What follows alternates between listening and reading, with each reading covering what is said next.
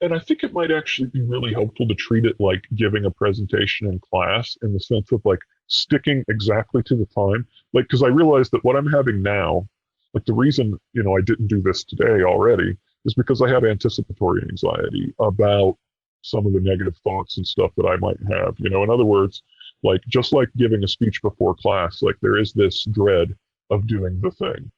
Um, but since this isn't giving a speech in front of class, which is to say, since I haven't committed to it with a bunch of people who are going to hold me accountable, it's easy for me to just push it off. So I think if I treat it like that, like one of the big things that helped me be able to give talks in class and things like that a lot better was in the 10 minutes beforehand, like don't look at my phone and distract myself. Like be there for the anxiety. So I wonder if, like I'll get up tomorrow, I'll have my couple of classes, and then I'll have this thing that I'm going to do at 2. My tendency is going to want to be to occupy my mind a whole bunch up until the thing at 2. But I wonder if like for the, 10 minutes beforehand, if I'm not there with my anxiety and, kind of basically just treat it like a presentation for the anticipatory anxiety angle. Yeah, I think that's a really great idea and a really great observation. I think a lot of commitments that people, it's a great point that um, people kind of know that when they make commitments to other people, a lot of people, when they make a commitment to someone else, like I'm going to give a talk in front of a class, they know that they're going to do it. So the hardest part is the anticipatory anxiety, where they're just feeling tons and tons of uncertainty about how it's going to go, but there's no chance that they're not going to do it.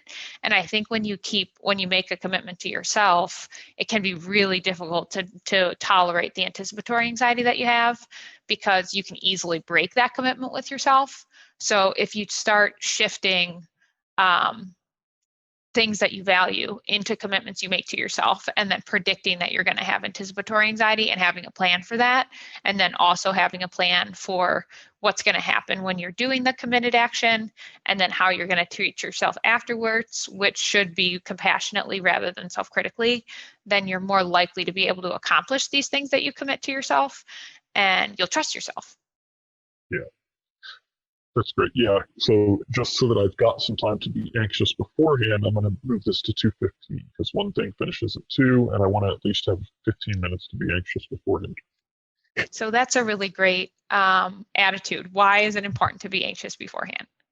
I mean, I found that being, showing up and like confronting the anxiety of giving a presentation, like I found that not being on my phone that 10 minutes before made the anticipatory anxiety next time less. And what do you make of that, or what do you attribute that to? Well, I mean, I think it's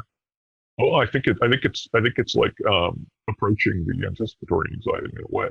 Like anticipatory anxiety, in a sense, should maybe peak in that 10 minutes before the speech in a way.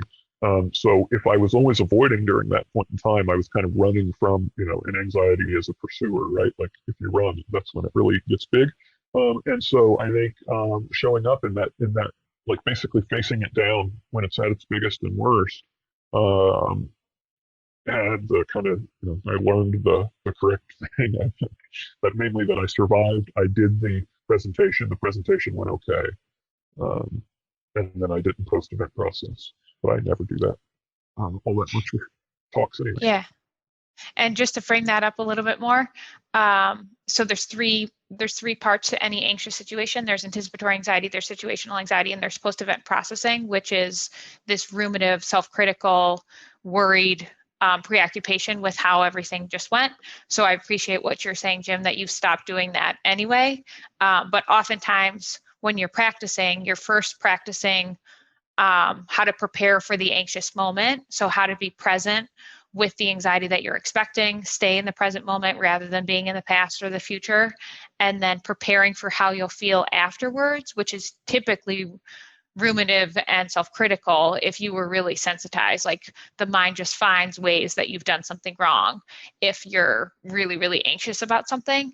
And so if you're ready at that point with compassion, then and you relate to your anticipatory anxiety well, where you just see it as uncertainty that you have when you're doing something challenging and uncertain, then oftentimes you'll still get anxious during the situation, but afterwards you'll be kind, and the next time you'll have less anticipatory anxiety, which is exactly what you're describing.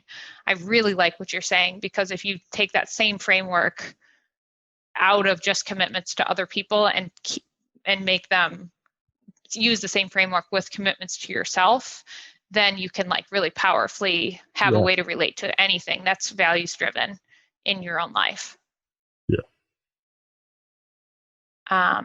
Great. Okay. Well, in awareness of our time, is there anything else coming to mind that you've learned in the last couple months that you want to share on the podcast? No, I think going through those two things has kept me plenty busy. Okay. Yeah, that completely makes sense. Thank you so much for sharing.